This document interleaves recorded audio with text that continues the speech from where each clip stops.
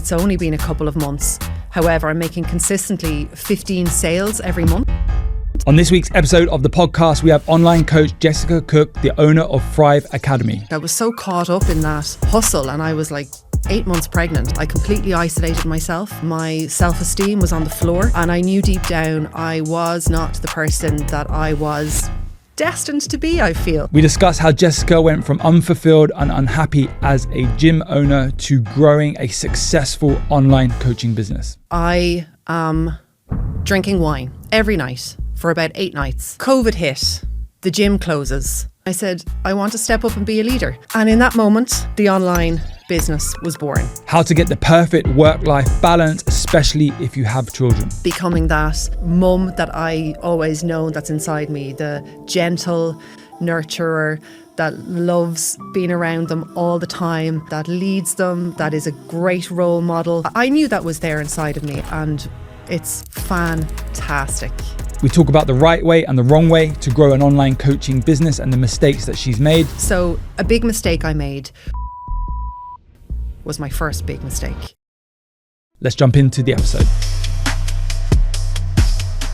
Jessica, welcome to the FMA podcast. We've known each other 10, 12 years. Can you just bring everyone up to speed with your business right now, and then we'll go back? Yes, I'd love to. So I have a online coaching program called Thrive Academy. I have 80 clients.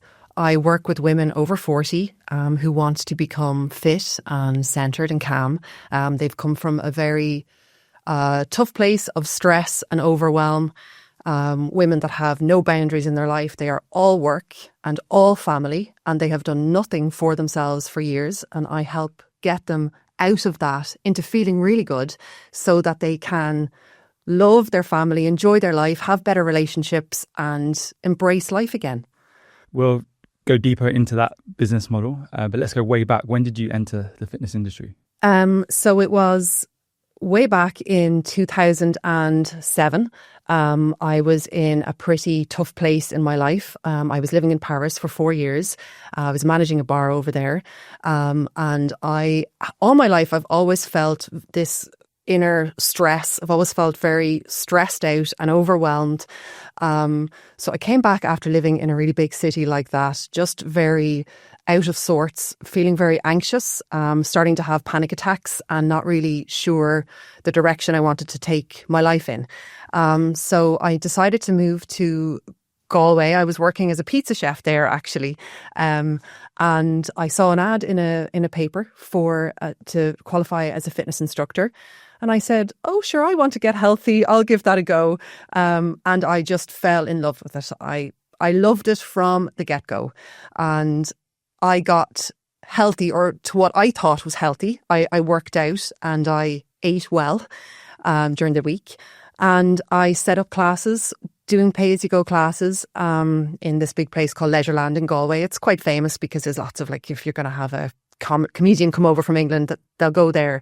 And from there, I decided to rent out a studio, started to do classes, started to hire a couple of coaches. From there, moved to a bigger location, moved into semi-private group, moved into 6-month, 12-month programs.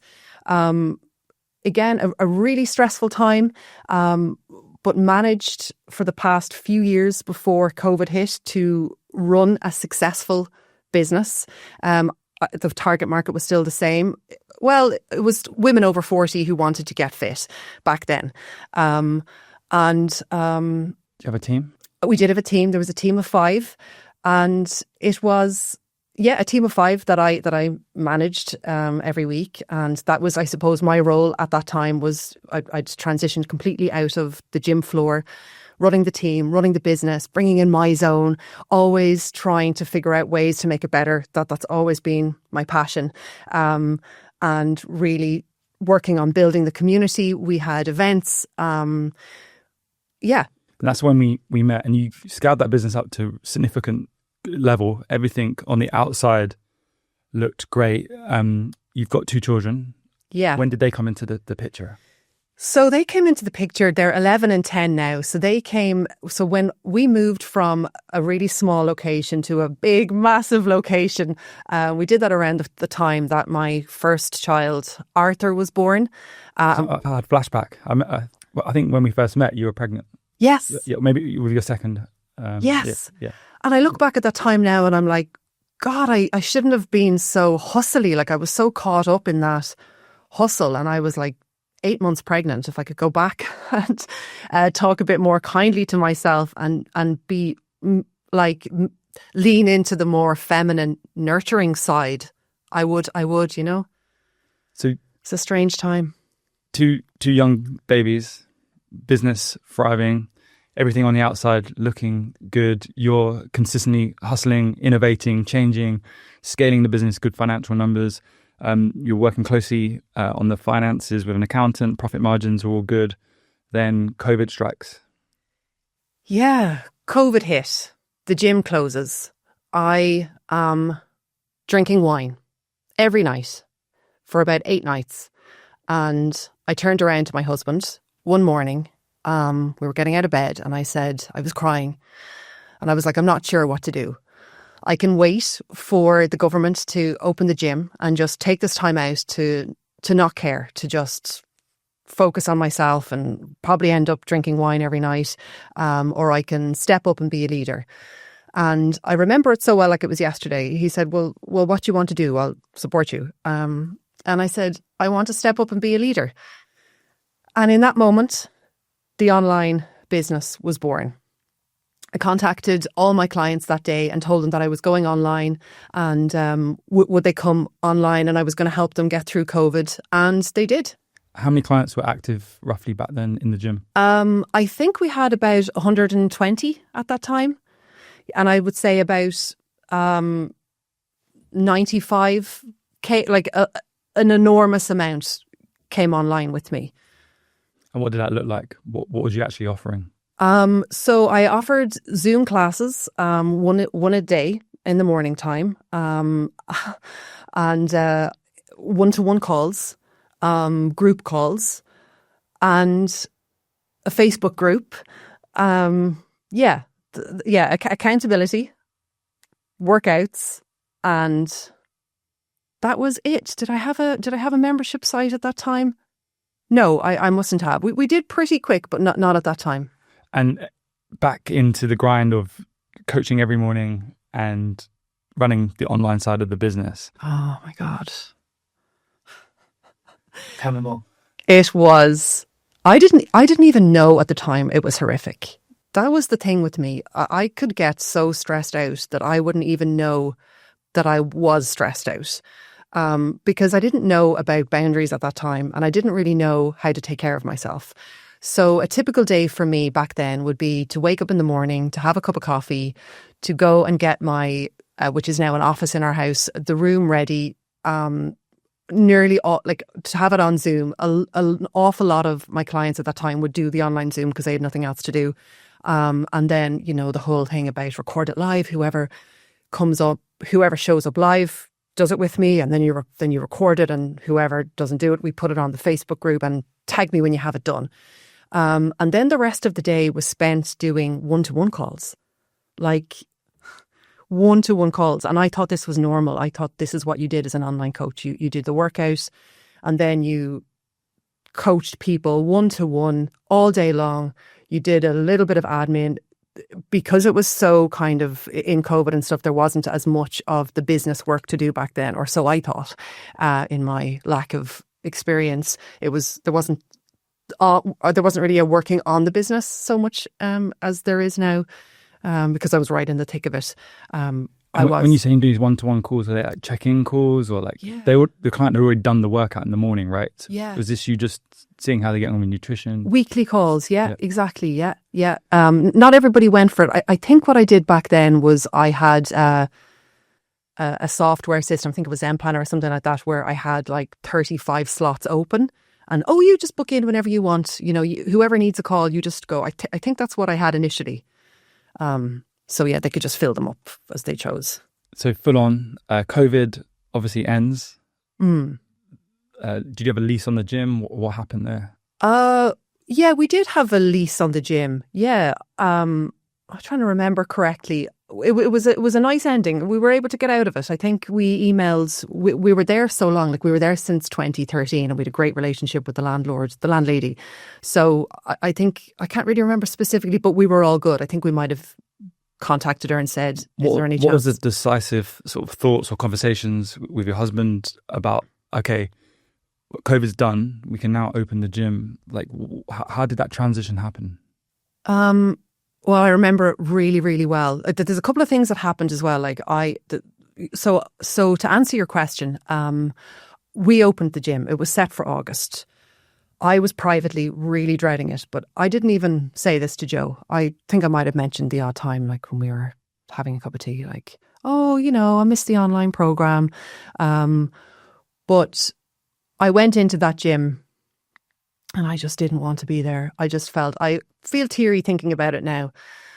It represented to me absolute hustle mode. And I went in and we had it all set, all ready for COVID, had the sanitizer and the marks on the floor, and people were coming in, and it was like, oh, really good to see you, and, stay apart. And I did all that thing. I did it for a day. And I was driving home in the car and I was like, oh God, I don't want to do this. I miss what I've been doing so much. I miss it so much. So I went home and I was sitting in the garden with Joe, and we were chatting, and I said, oh God, I wish I could have stayed it online. And he was like, why don't you? And I was like, oh God, no, I couldn't do that. Like, this is what I've built and this is what we've worked so hard for. There's no way I could do that. And he was like, I don't know what you're talking about. And at that point, I had always looked at online coaches and thought, there's never a chance in hell I could ever do something like that, because I'm just not that type of person. I'm not good enough. I would not know what I was at. And it just was a shut down no before I had actually experienced a tiny bit of it myself. So your identity was a gym owner or a business owner?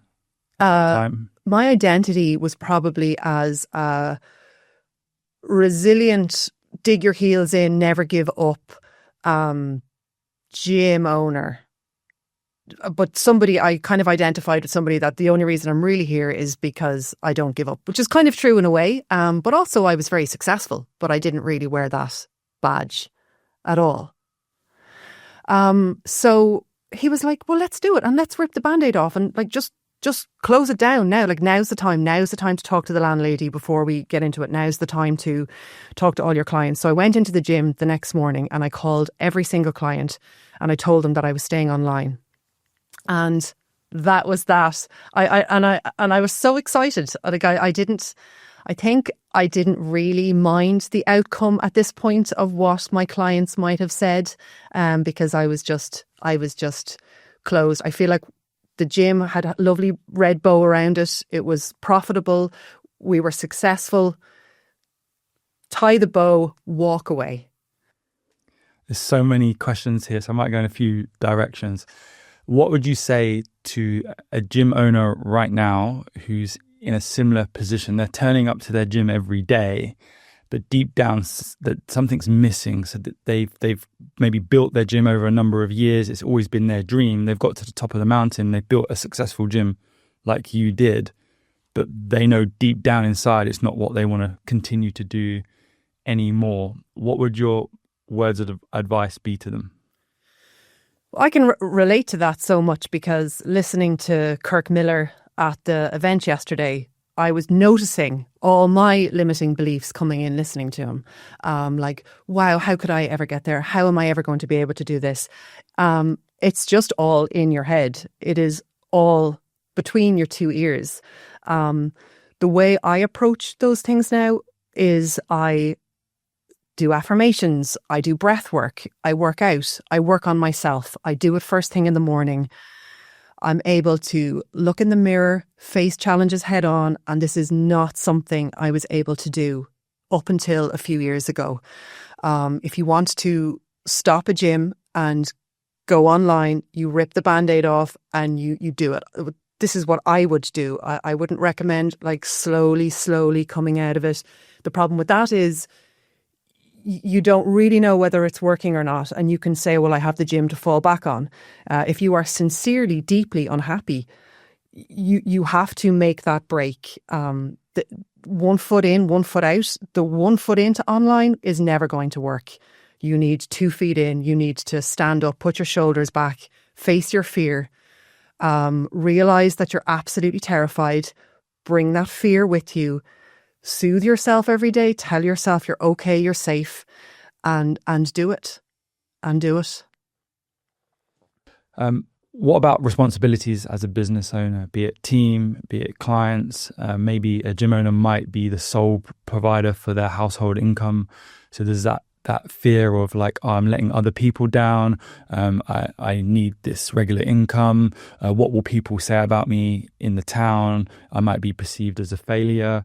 What would you say around that? Yeah, I've experienced a lot of those thoughts. I think there comes a time in your life where you have to realize that it is your life. And I went from putting my team first and me second, to having a huge realization that it was about time that I started making unemotional decisions and for my life. So that's like around the team. Yeah, when I rang each team member, was my body shaking? Yes. However, something shifted for me and I realised that the only way I'm going to get through this is if I take action. And this might look a little shitty for maybe a couple of years. Am I okay with living with that? I'm okay with living with that. So I rang all the team members, pretty confident, saying, I'm done with the gym. I'm moving online. This is what I'm doing and I need to do. You have been fantastic. Thank you so much from the bottom of my heart. Because what else really can you do? I didn't want to look back in 20 years' time and go, because of Joanne, I stayed in a gym I hated. Like, you know, and 20 years' time, Joanne's like, Inspire Fitness, who? Like, I don't even remember that time in my life. And also around income. So for me, what I did, Joe, my husband, worked on the gym part-time, and he worked in the university as a technician, Monday to half day Wednesday. So I wrote out our rock bottom scenario, if it all went to absolute shit, and I went on the dole, I think is the benefits over here. What's like the worst case scenario? And I was okay with that worst case scenario. And I sincerely still mean this. If I can provide food on the table, heating and lighting, I'm good. I'm good. So yeah. But you also probably backed yourself that if that's the worst case scenario, I know I've got something inside me that can produce something more. Absolutely.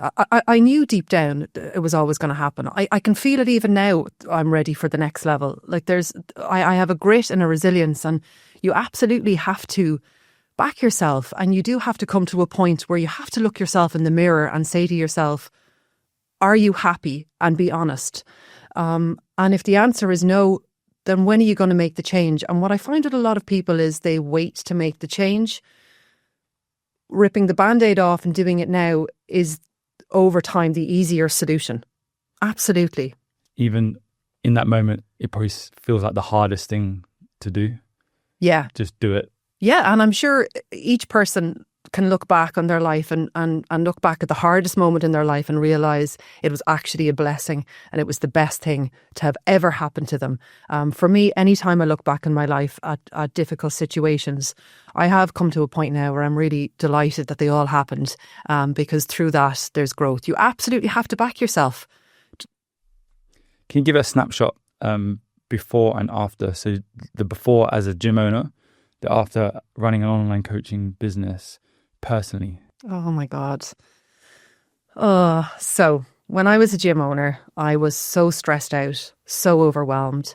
Health to me at that time meant get my workouts in and be like healthy with my food, like just clean eat, those silly expressions. And then at the weekend, I would go absolutely nuts, especially around alcohol. I lived for Friday and Saturday nights. I lived for them. On holidays, I would just drink so much. Weekends, I would drink so much. And that was me. I was stressed out. I was overwhelmed. I was working incredibly long hours. I was all work, and then when I wasn't working, I was all family. I had no hobbies. I had no friends. I completely isolated myself. My self-esteem was on the floor. And I knew deep down I was not the person that I was destined to be, I feel. As an online coach now, so it was really weird. So one day I was doing a Zoom class online and I just decided to do a random affirmation. And the affirmation, I think at the time, was, I'm safe, I'm loved, I'm enough. So I did the Zoom class and I did the affirmation at the end, and I kind of went like this with my hands, just kind of like lifted them up and put them down and said, repeat this with me. And we all said on the Zoom class, I'm safe, I'm loved, I'm enough. And the class ended and I sat down on the step, on the Reebok step, and I just bawled my eyes out for so long. And I realised that I didn't feel safe or loved or enough. And that, I don't know why I did it, but that started the beginning of the next chapter of my life. Because I did it again the next day, and all of a sudden I realised that I wasn't healthy at all. And that started a journey for me of growing up, of developing my mindset, of training to become a breathwork coach, of learning how to let go of limiting beliefs, to learn what limiting beliefs were. And it started a whole journey for me of working on myself. So on the 1st of May, 2022, in the middle of a holiday in Spain where we were drinking every night, I quit alcohol. And I didn't quit it in a way that I count the days down or I celebrate any. I despise now alcohol so much that it's just not a part of my life. It held me back for so many years. It held me back with my relationships, with how I felt about myself, with my health, with my stress, with my work. It has infiltrated and impacted every single tiny area of my life. So that was in the 1st of May, 2022. And that was 3 years ago. And in that time, I have grown up more than I have ever grown up in my whole life previously. I am sincerely a different person. I'm more open. I'm kinder. I'm receptive to hearing feedback. I own my shit now. I'm capable of looking under the rug and seeing what needs to be looked at. I don't hide or brush anything away. I face fears head on. I make decisions that I have to make. I have friends. I have hobbies. I have a thriving online company. I know how to take care of my clients. I want to build that company and help them more. I want to make a bigger impact. I want to help women who were, and I know exactly where they are. I want to help them and show them how to go through that. I'm a different person. I have a fantastic relationship with my children, with my husband. My social circle has widened. I have friends now. I'm able to stand in a room like yesterday and chat to people, all like with my shoulders back. I'm able to look people in the eye now more. Everything has changed for me. Pretty amazing transformation.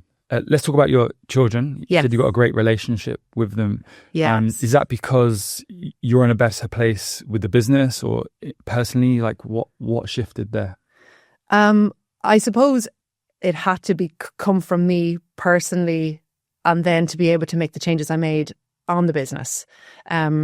So getting straight with myself and being honest with myself about where I am, what my daily habits look like, what my unhealthy habits look like, the lies I'm telling myself on a daily basis, the mask that I'm wearing, hiding behind work, hiding behind a laptop, getting straight with all that helped me make that first step towards my children, becoming that mum that I always know that's inside me, the gentle nurturer that loves being around them all the time, that leads them, that is a great role model. Yeah, I knew that was there inside of me, and it's there now, and it's fantastic. So what did a day in the life work-wise look like when you was a gym owner versus now? Okay, so I'd get up in the morning, I'd bring the kids to school, I'd go straight into the gym, into the office, start working on my computer. Could be anything, all team, putting out fires. Clients would come in all day. I'd chat to them all day. I would do consultations. It was a very hectic, busy time, to articulate that a bit better. It was a hectic time. I could be doing anything. There could be team meetings. I might have to train up a member of staff, look at how many people were getting over the phone and having to train up the admin a bit better, training up somebody into consultations, do consultations, having an online presence, putting up ads, making the gym look better, making the programs look better, coming home maybe around 6 o'clock, 7 o'clock. No, it wasn't early as 6 o'clock. It was more like 7 o'clock. Coming home in that stress, hustle, energy mode, sit down, have dinner, chat to the kids go to bed, stay up, eat shit on the couch, not want to, hate myself for it, stress, overwhelm. Maybe at some point in that day, very inconsistently do a workout, skip meals, eat meals at my desk. That was it. TV, work, consultations, kids for a little bit. That was a day. Rush the bedtime routine. Yeah, absolutely. On the laptop till late at night. Yeah, checking my phone, getting off my laptop, checking my phone if I was in work. I would get off work, walk to the coffee shop and start working. I didn't even realise that at the time, that I was going from work to work on my lunch break. So messed up. Weekends? Weekends, I was pretty good. Well, actually pretty bad. You said you live for the weekends. Well, that's it exactly. So the weekends were dedicated to alcohol. Yeah.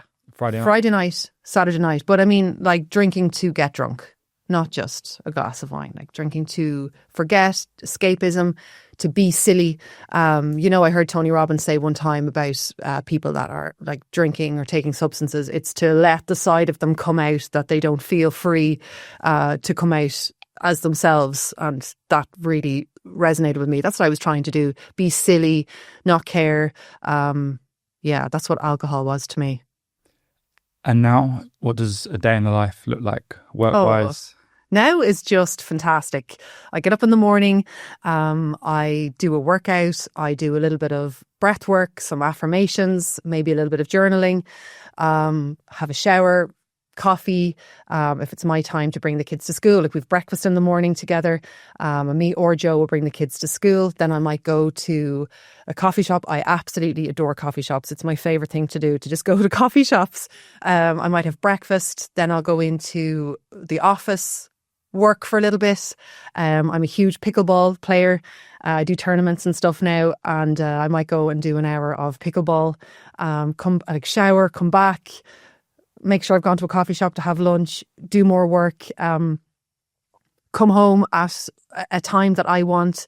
If it's my turn to pick up the kids, it's going to be kind of split it during the week. Then I'll go home with them, hang out with them, do their homework. And I absolutely love my life.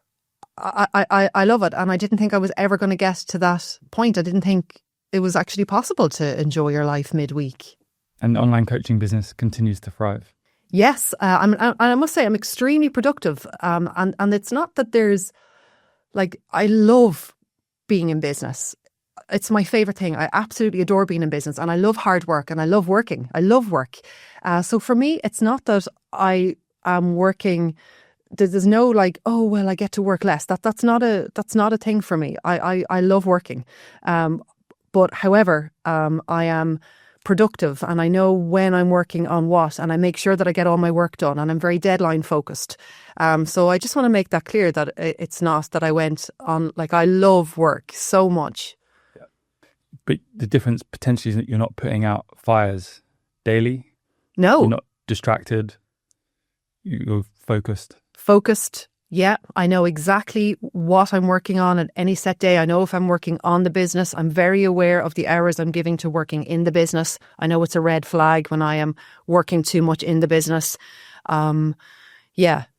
What would you say to the business owner that potentially resonates with the alcohol on weekends, and they're masking something, they're not being true to themselves?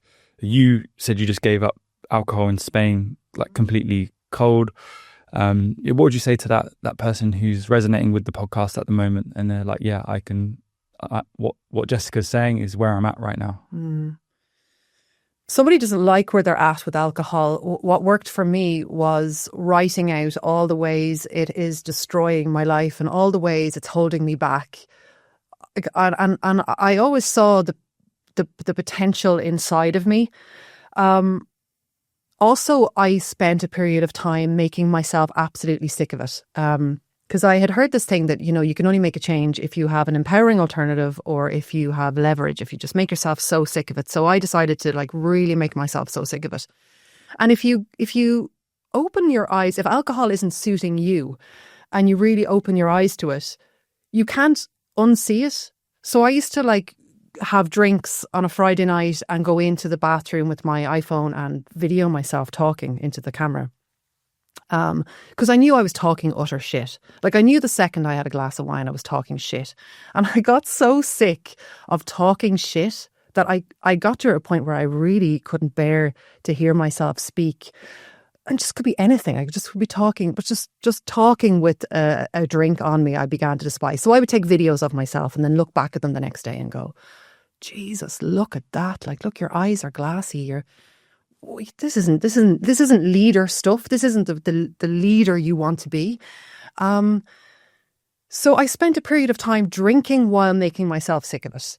And that was really, really helpful. Sitting in the garden on a sunny day, saying to myself, with my first glass of rosé, saying to myself, visualizing, those shackles, handcuffs, visualizing that first drink, all day long, I'd be playing with the kids or I'd be active and doing stuff. And then I would visualize I'd sitting outside, a glass of wine and a shackle, a handcuff coming up and holding my wrist. Because that's what it was for me. It was any creative energy I had or any potential inside of me, the second I had a glass of wine, I just felt, that's it, me for the night. Okay, it's bedtime. That was it. Boom. My personality, everything, that's it gone. That's it gone for, drinking, hungover. I also said to myself, so if I'm drinking on a Friday and Saturday night, I'm feeling like shit Sunday, Monday, Tuesday. So I'm feeling good Wednesday, Thursday. Where's the growth in that? Where's the growth in that? There is no growth. Physically, with your body, mentally, business wise, I'm not the leader I want to be to my clients. I might be one miniature tiny step ahead of them in terms of they might be consistent with their sessions and I might be, who gives a shit? That's not the person I want to be or the coach that I want to be. Off camera, you said, first of all, thank you for being so open and honest with the journey of what you've been on. So many people will resonate with this, and in the show notes and at the end, I'm sure people will want to connect with you, follow you on Insta and everything. So we'll give out your Instagram. But off camera, you said with the online coaching business, in that transition, you made so many mistakes. Yeah. From where it started to where it is now. Are you okay to just unpack that and just go I'd through love to. I'd love to. Yeah. Wouldn't have happened if I was with you guys and you had taken online coaches at that time. But at that time, I didn't know what I was doing. So I was listening to a lot of other people. It might have been just social media, silly things. And I did some courses and so a big mistake I made was, first off, doing workouts live was my first big mistake.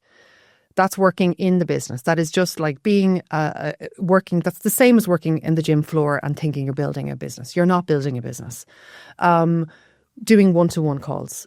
Again, you're not impacting hugely on there's no scalable way for that. You're repeating yourself every day. So you see somebody have a eureka moment on your one-to-one call, and sure, it's wasted, because then you have to do it again and again and again, like for 6 hours a day, 5 days a week. So I did all that for so long thinking this is what it was. I got so burnt out that I said to myself, I cannot do this anymore. So I think because I was so burnt out, I was really open at that time to hearing advice about, I'll start with the buy now button. So I had all these one-to-one calls, and I was actually at the time making calls to get people into the business that I had learned from when I had a gym. But I said to myself, no, this isn't the way to do it anymore. I will put a buy now button on my website. I will also, online coaching is all actually about being hands off. So I kind of went from being fully hands on to thinking, actually, I got it so wrong. Because it's amazing, Ben, like what you can listen to online and go, yeah, well, okay, that's the way, depending on where they get you, where you are in your life. So I went from being completely hands-on in the business to completely hands-off, automate everything, put a buy now button on your website, do a 3-tiered approach, have a really crappy, cheap price point so that they'll come in their droves. Don't do one-to-one calls anymore, which actually it was a fantastic godsend, but I'm just trying to paint a picture of how hands-off I came from being so hands-on. So the very few tiny sales that I did make, all were automated. It was, and my intention to help people was still there, but I thought, no, this is the way. You don't know what you're doing. Listen to this advice, follow that. This is the way you should do it. So that was a huge mistake. And what was the outcome of the buy now button on your website, on your maybe Instagram link tree? Oh my gosh. Yeah. I just decimated my own business. I burned down my business. Thankfully, I have great relations with my clients that have been in there. So I survived just through retention alone throughout that time. But I went from making sales every week to being lucky if I made like one sale every couple of weeks.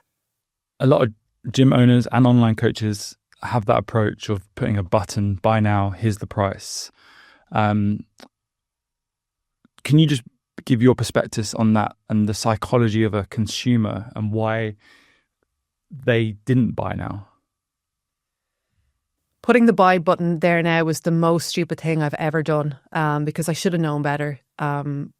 When people are thinking about doing a program, they are so scared. They're so afraid of being scammed.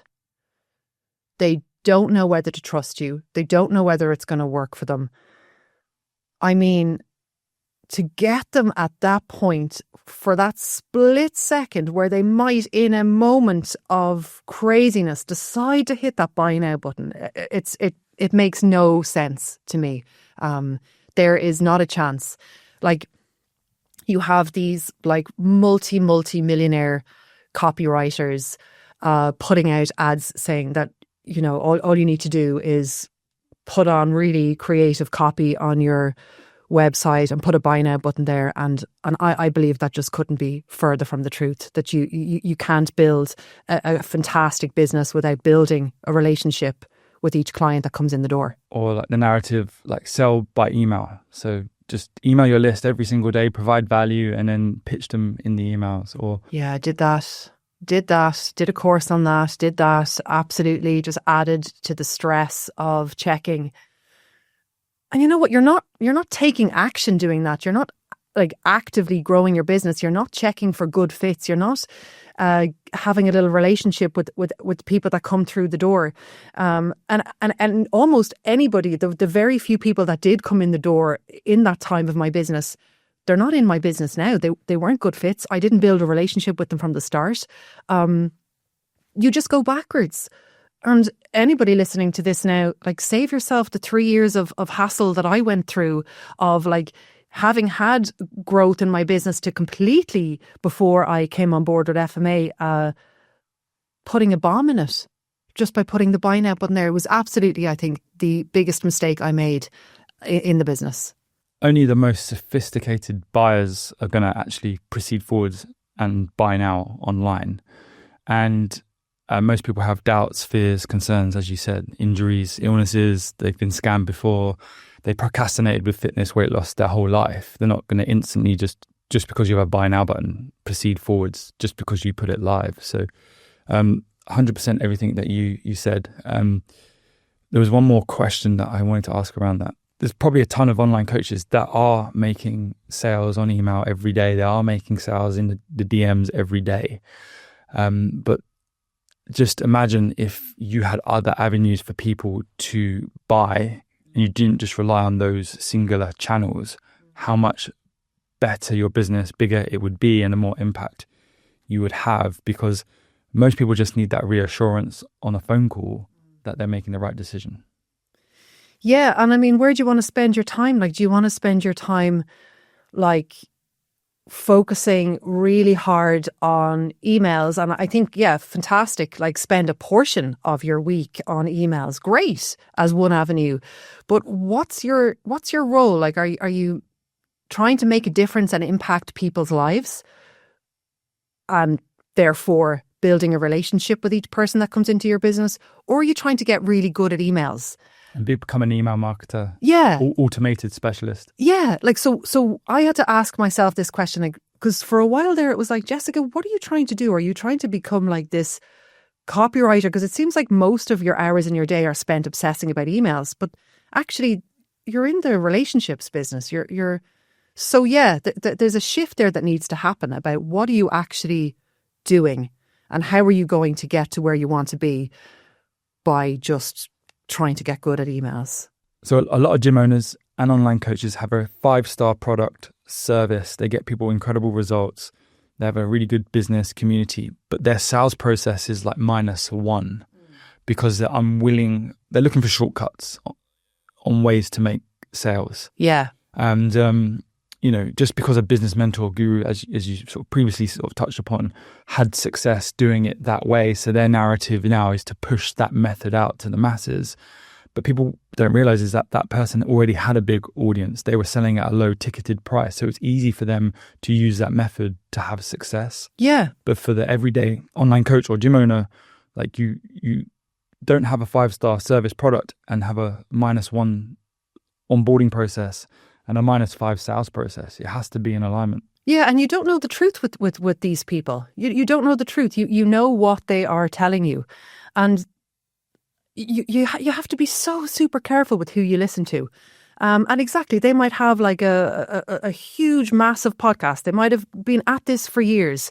And there's always those like 1 in a million people or whatever, 1 in 1,000 people that all the stars lined up in this one moment and it worked for them, and then that's what they're teaching now. But that doesn't necessarily mean that is going to work for everyday people. And I also think as well that a lot of people, I think, in this industry are very hesitant to make calls. And this happened to me because they're working so much in the business that the idea of making a calls is like, holy shit. So they're ignoring the calls. The problem is that they're working too much in the business. So if they solved the actual business, and again, it's about being straight with yourself like I had to be, and get real with yourself like I had to be, and go, I'm working too much in the business. No wonder the idea of making calls makes you want to vomit. No, get real. Are you a business owner, or are you on that gym floor as an online coach? Are you just in the trenches teaching live classes? Fix that. Start making calls. And you know what the wonderful thing about stepping up and making it more of a business is that you actually get excited then to make calls, because you haven't had that chatting to everybody all day, all these calls all long, and then sales calls. So yeah. At what point did you decide to scrap the buy now? And then what was the other mistakes or journey that you proceeded on? I scrapped the buy now button when I was just so tired of talking one-to-one with people. I just could not take one more problem in my brain. And I think that happens to a lot of people in this industry. And I think it's why a lot of people eventually leave or think that they've failed, because they, instead of solving that problem and thinking that nobody wants anything that might be group related, they quit. So to answer your question, what did I wanted to say there? So yeah, I was so overwhelmed. I was so overwhelmed with talking to people one to one that I put the buy now button on sales calls or coaching. Both. Okay, both. Yeah. So I said, this is fine. I'm making sales. I'm established. Ego attached. I wasn't established at all. I'll take off the request for information. I'll stick the buy now button on, and people will come in their droves. Sure, how could they not? And then they didn't. No, Yeah. No. So what did you then do? Go back. I kept it on. And I kept it on, and I did more courses and more gurus and more silly advice. And I said, it's the email, it's the problem. I'm going to email people. Like, I have done it all. I'm going to email people every day. I'm going to do a PS, and that's going to change my life. I'm going to do an offer. I'm going to have a wait list. I'm going to have an automated abandoned cart. Like, everything became about emails and about like e-commerce, abandoned part. That's like, the program's wrong, the offer's wrong. I'll do 3 offers. I'll have a cheap offer of €67 a month. No, I'll take that offer out. That's the problem. I haven't put the benefits up enough. The buy now button isn't good enough. The guarantee is not good enough. Like, I tweaked my offer when all along I didn't need to for 3 years. Like 3 years of like just being obsessed with that landing page. And when did it change? What happened? I met you guys, and you guys popped up on my social media feed, and it was like, we're taking online coaches. And I literally straight away, because I trust you so much, that was it. I think like Luke might have private DM'd me and said, like, are you thinking of booking a call? I was like, no, call's booked. I had downloaded an ebook, and I had just straight away, no hesitation, happy days, I'm home. And what happened once you come on board with FMA for the online business? Well, first of all, I breathed a big sigh of relief, because I knew I was in the right place, and I knew you guys were going to take such good care of me. I also knew that now you guys know what to do. I'm very good at following guidelines. I think I am. If you tell me, I'll follow it. So I went from really struggling to really, like, I'll never give up, but I was just really trying to figure out, how am I going to do this, to instantly starting to make sales. Also having a roadmap to follow, a framework to follow, just being able to work and say, like, okay, Jessica, today you're going to do like 30 minutes of FMA work, get down to it. Just the relaxing feeling of knowing people know what you don't know and know how to get to where you want to go just meant I could just skip into just be so happy. And you switched on the campaign, and yeah, just talk us through what happened from there. So initially, what really started to grow the business just the second I came on was the whole the authority method, like getting in followers. I think in the time that I've been with you guys, I grew by like 4,000, and that's only been in a very short few months. And then clients wise, it's only been a couple of months. However, I'm making consistently 15 sales every month. So my client base has shot up, really good fits into the company. Having been at this now 17 years, I have no interest in bad fits. I just want people that get it, that love it, that can see the huge value in there. And that's what's happening. That's what's happening. So ideal prospects turning into perfect fit clients. Yes. Yes. What price point are you charging? What's the front end offer? So I charge €180 a month for 3 months. And after that, it's rolling and they can stay for as long as they like. And I have a phone call with you initially. A phone call. Yes, exactly. And we'll come back to sales in a second. I become a client. Do I pay over the phone? Is it a Stripe? You do. Yeah. Yes. You pay over the phone. Yeah. And then what's the onboarding processing? How does it work behind the scenes, behind the curtains? Okay. So somebody comes on as a client, as a thriver, and they get instant onboarding emails into their membership site and also into the members community. I send them out a little gift care package thing in the post. And then we have things going on in the background that collects their birthday, their home address, just gathering all that information at the beginning so we can surprise them as they go through. They go through something called Base Camp, which gives them a really good overview of the program, helps them get the most out of it. And then they go through their induction. They submit their induction to me. So I buy now, I become a thriver. What's the onboarding, and then what's behind the curtain, the program? Okay.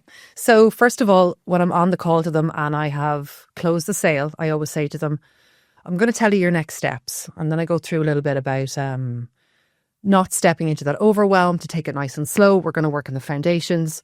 I get off the phone to them. I get them excited on the phone after the sale. Like, I'm so excited to work with you. Here's to a fantastic journey ahead. And then a couple of hours, or no, I think initially, they'll get a couple of emails just with very simple next steps. One of them being log into their membership site, and another one being how to access the members community.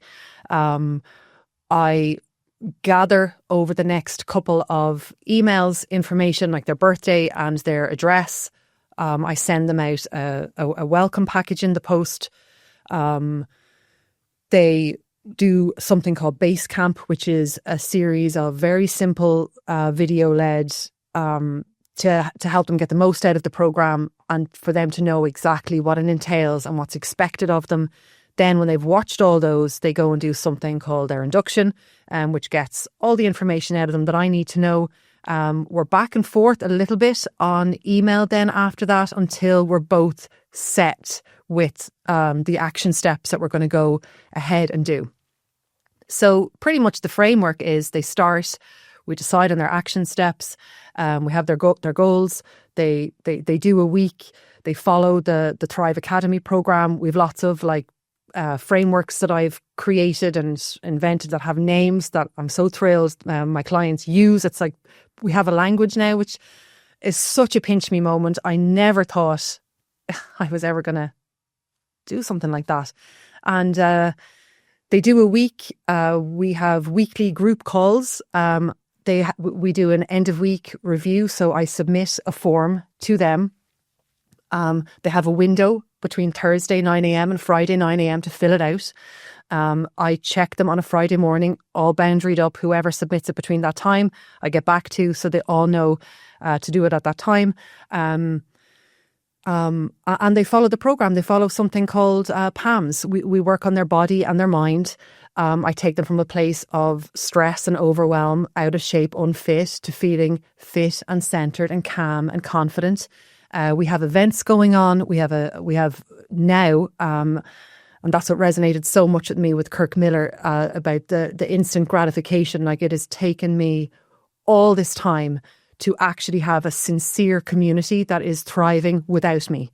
Just to give context, Jessica, you was at our client-only event yesterday. Yeah. And Kurt Miller, who's FMA client, was on stage sort of unpacking his business and what he does. So what you mean by that is, like, you're in England for the last 3 days. You've been at our event. You're here this morning. It's a Friday morning, but the community's sufficient. It's running. Like, you're not. The business still works, and you're not there. You're not doing calls daily with one-on-ones, and the clients are going through set modules. Yes. I love what you said about Base Camp. I imagine it's a map, is it, or sort of a visualization of like where they're going? Yes, exactly. And then the names that you've given each you didn't say modules, but you've got names inside of the program. Yeah, we do. Yeah, we do something called Thrive Time, which is like a body and mind practice, and that's broken up into Thrive Body and Thrive Mind. And we also have something called PAMS, which is coming from my background of health being fitness and food. PAMS is the way they approach the program and the action steps, the pillars of the action steps that they follow every week. So they're working every week on action steps towards their physical fitness, their accountability and support, hydration, mental health, self-care habits. Nutrition is within self-care habits.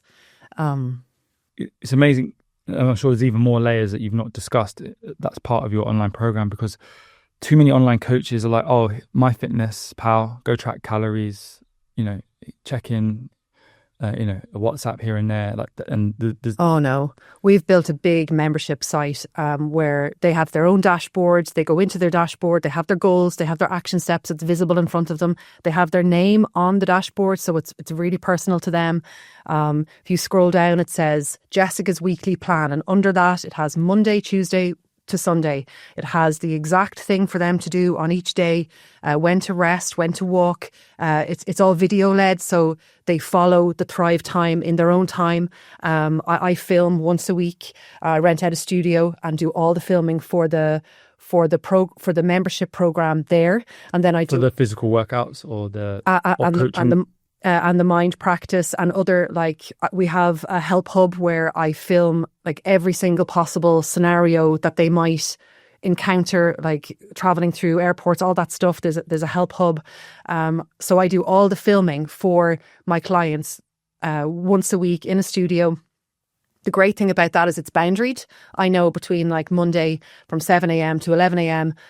that's client content. So everything else throughout the week, content-wise, is for followers, prospects.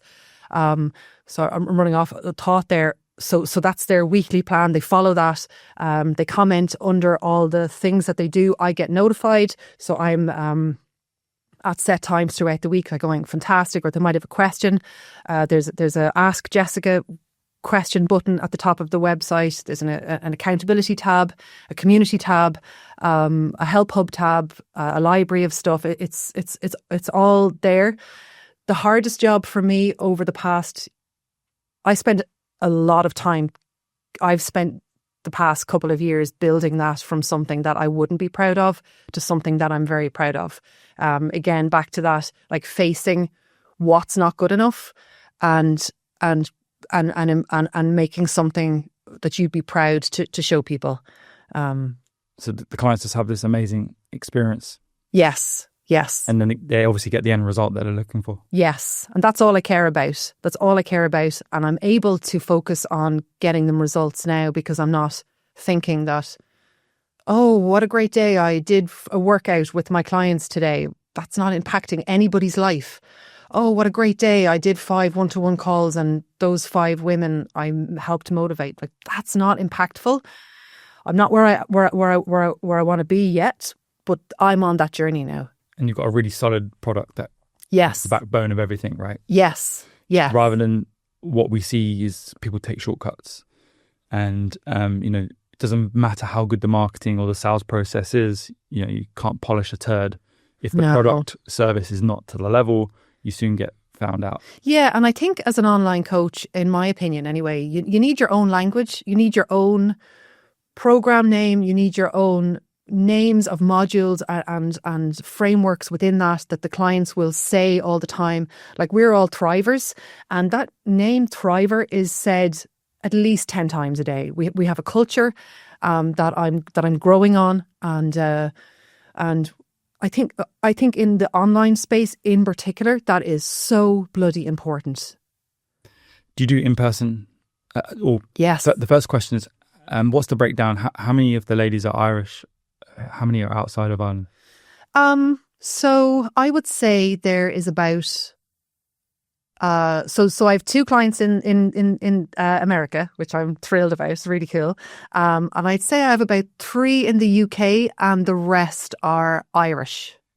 And as you continue to market on Meta, obviously you're going to get more and more nationalities and yeah, I'm really excited about that. But in-person events, what have you done in the past? What's coming up? Okay, so what have I done in the past? I had the best event so far of the business just in May, where I hired out a conference room for a day, the Radisson, from 10 a.m. to 5 p.m. And a load of my clients went there, and we spent the day working on themselves, focusing on limiting beliefs, like doing really kind of funny, silly stuff like writing their limiting beliefs and ripping it up and throwing it in the air. All those things that make a difference, like the emotional. I've come to learn that it's all about giving them that lovely mindset shift, putting the emotion in the room. Because one thing I used to do again was just like sit there and just like info. You know, we did some breath work, we did some meditation.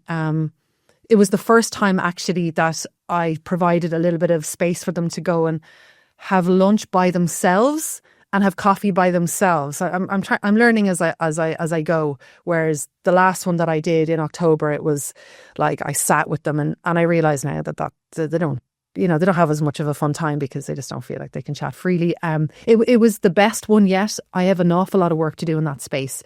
I feel most passionate about the in-person events, and I have come to realize that it's the in-person events that will bring the program forward. Community up. Yeah. Because connections are made. Yeah, but I'm only just at the start. Yeah. Like before I used to do like hikes and kayaking, and we are actually going kayaking in July, but I see now that it's actually the big event. So for October, instead of me again hiring a room in a hotel, I'm actually going to go bigger because I have recently come to the understanding that it's about that wow factor and about, so yeah, I'm really excited about that. That's where I need to work on the most now.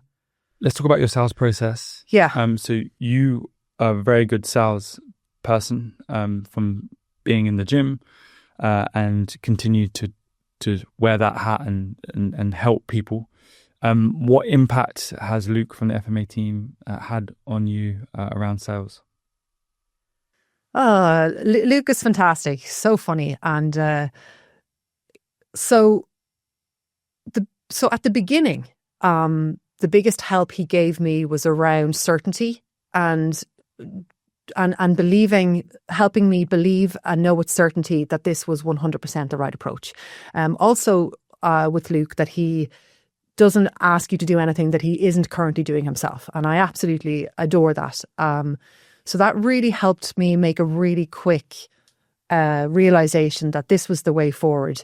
I just did a sales day with him, and I kind of thought that I knew everything, foolishly, that I needed to know about that phone conversation. And I came away from that sales day with Luke realizing that I didn't even know 10%, that I have so much to learn, and that it's always changing, and there's so many different ways to get better and to improve, and there's so much that I don't know, and he knows it all through doing it, and it's completely transforming my business as we speak. And more importantly, you're helping women make the correct decision to look after themselves, make themselves a priority, and take that leap of faith, potentially because they failed in the past or they've invested in other things and it's not worked. Yeah. And they're coming home basically to, succeed. Yeah. Yeah. And it's so authentic. Sales calls done correctly are so authentic and so sincere, and you get to have a really fantastic chat with somebody that is a really great fit, that by the time you get off the call, it's such a wonderful experience. I mean, and it's an experience you don't get if you sell any other way, like through emails or through buy now. You don't have that relationship at the start. They're just a name to you, no matter how much you convince yourself. Like they're just somebody that's moving through your program, rather than Joan, I know the story with her. It's just such a huge shift. The relationship's already formed. It's formed, and then it will just continue to get. Yeah, that's what I meant to say. So rather than you having to try and prove yourself all through the beginning of the process when they're at their most nervous, you don't need to. They've talked to you, and they're brought into the process. They understand the map of where they need to start and where they're going. There's nobody saying, oh, I thought this program was going to be different than what it is, or, oh, I didn't even know anything about it. It's all there. And when they sign up, it's a factual black and white welcome aboard, and all they are is excited. There's no second doubts. They're just excited to get going. And then you mentioned you collect their address and their birthday. You're wowing them with surprises in the post. Yeah, so we do member of the month, member of 3 members of the year. Also, we have a leaderboard, and also we celebrate hitting rankings and certain amount of sessions done. We celebrate them a lot. I like that because, again, online business is very easy not to do the in-person events, not to do anything through the mail, not to send gifts. And I'm an online business, so going above and beyond, basically. Yeah, and realising that your worth isn't in how well you've coached a workout session. Client acquisition, what's the way that you're getting clients? So I'm running paid ads at the moment through the funnel, your guys' funnel, and it's working really well. Yeah, so that's the main source, Meta. Yeah. Or organic as well, through DMs and Instagram. Yeah. Excellent. And roughly, give or take, what's your marketing budget every single month? I have been spending €20 a day. One on the engagement, and the other one on the book a call. Excellent. And from that, roughly, 15 sales, give or take, per month coming into the community. Yes. I'm excited to see. Well, I've obviously known you for a long time as a gym owner and now as an online coaching business. And I've learned a thing or two as well. I didn't realize how in depth your program was. And some of the stuff you said at the start of the podcast, I know will massively help gym owners that may be a little bit lost or frustrated with the gym. This podcast will massively help the online coaching community as well. So, thank you for being an open book and, revealing everything. And I just can't wait to see 6 months, 12 months from now where the business is and the impact that you're going to have. So thank you for being an awesome FMA client. And I appreciate you being on the podcast. And thank you so much. It's been such a wonderful chat. And thank you for having such a fantastic business that helps people like me have a roadmap to go from where they are now to where I want to be. I can see it clearly. Thank you so much. Thank you, Jessica.